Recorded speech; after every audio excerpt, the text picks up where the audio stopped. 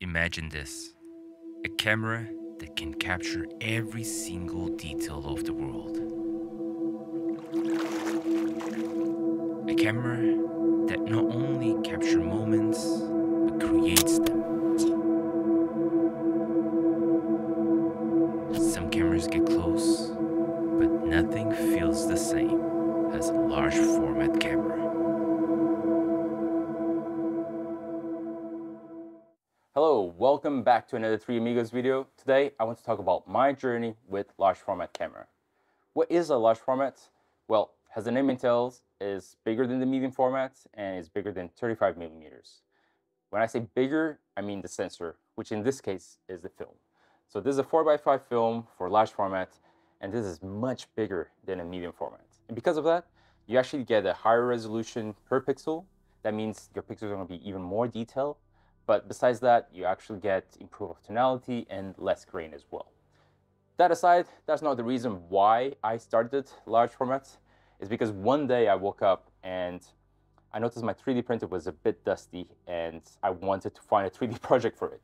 So I browsed for a while and I found a 3D design that I liked, which is a large format camera, and I gave it a go. So this is actually a 3D printed large format camera. I bought the lens, I bought the focus screen, everything else is 3D printed. And I'm very happy with this in the sense that I managed to assemble it, I managed to use it to take pictures, but the pictures didn't turn out great.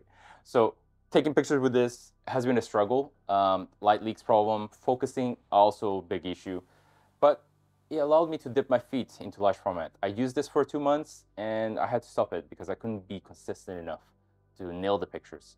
I went back to medium formats and 35 millimeters, for a couple months. I always felt there was something missing, something incomplete. And I felt that I should give a second chance to large format. And I decided to order an Intrepid camera. So this is my Intrepid 4x5, pretty much the same. It has a bellow that supports different lens. It has a focus screen. It has basically the lens support as well, allows tilt and shift. But still, the pictures that I took with this in the beginning, they were rubbish. It was total failure. I couldn't understand why. It's not gear problem, must be the photographers, which is in my case, me.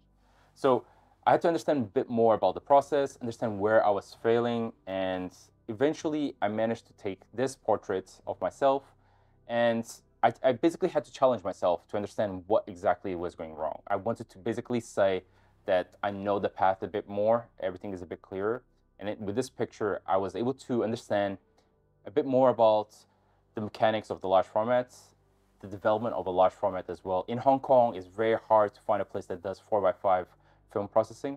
So I also had to do for 4x5. I'm comfortable with medium format and 35, but 4x5, it's slightly different. And again, if you miss a step or if you do anything wrong in the process, your pictures are ruined. So large format is very unforgiving. But I feel that it does require some discipline. It requires patience, a lot of patience actually, and confidence. You need to trust the process in order to actually capture the picture. And that's why eventually I actually took this camera to a wedding of a friend of mine. And besides this camera being a novelty among the guests, everyone curious about the camera, try to understand how it works. Because in the rawest formats, it's very simple. It doesn't do much. It's just a frame. You put a lens, you put the film, and you take a picture. Very simple. It's not like a medium format that has a mirror, other aids tool that you can actually use. This is very simple, but yet very complicated to use. So when I was using the wedding, I actually managed to take a picture of the bride being handed to the groom, which for me is a very important period of the wedding, especially if there's movement. For me to capture that moment, I was extremely happy, not only because I managed to go through the process, but also do the development correctly and be able to give a negative to show the bride and groom. They were so happy with the negative that they asked me to actually ship the negative to Canada. They had the wedding in Hong Kong and they wanted the negatives with them. So I was more than happy to send it to them just because I felt that this is a moment that I froze for them and that I can share with them physically. And to me, as a photographer, that was the pinnacle. Other than that, I'm still learning. So if you guys have any tips on improving for you guys that use large format, let me know. I'm happy to learn. I'm slowly starting to look into tilt and shift. It's very hard to master. If you want to see more content on large format photographies, let me know. I'm more than happy to describe the process, also the development part if you're interested.